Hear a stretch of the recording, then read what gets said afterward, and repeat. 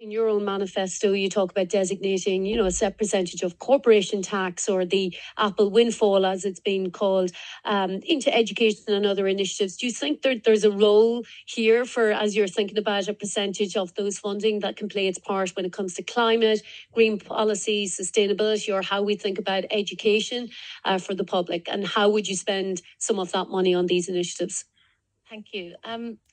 So firstly, with regard to children and climate change, I think it's unfortunate that young children today, quite often, I have 3 children, and it's not unusual for them to cry at nighttime because they've seen awful footage of floods, and they'll say, is that going to happen here?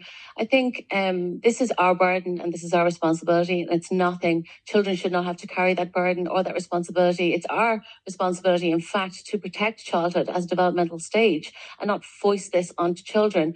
With regard to some of the comments on the panel to do with pedestrianize the centre of the city, I think it's laudable and it sounds good and it makes us feel good, but all these other European cities have, of course, got an underground. We simply don't have the infrastructure. And with regard to everyone cycling everywhere, we don't have the climate. I think we need to be really practical.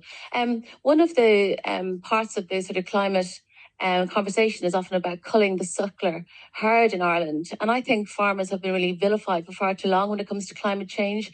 We're not really having a conversation about new industries. For example, there's a terrifying carbon footprint from cryptocurrency, from data centres. And instead of we shouldn't be targeting farmers. Farmers are the custodians of the land. They should be encouraged through legislation, if necessary, to switch away from industrial farming, which obviously includes chemicals, and toward a more regenerative model of farming where the biome, the soil biome and diversity is enriched once again, because we only have one Earth. And we have to have a shift in consciousness away from a purely profit-driven agenda towards us as custodians of this Earth. Okay, thank you, Laoise de Brún.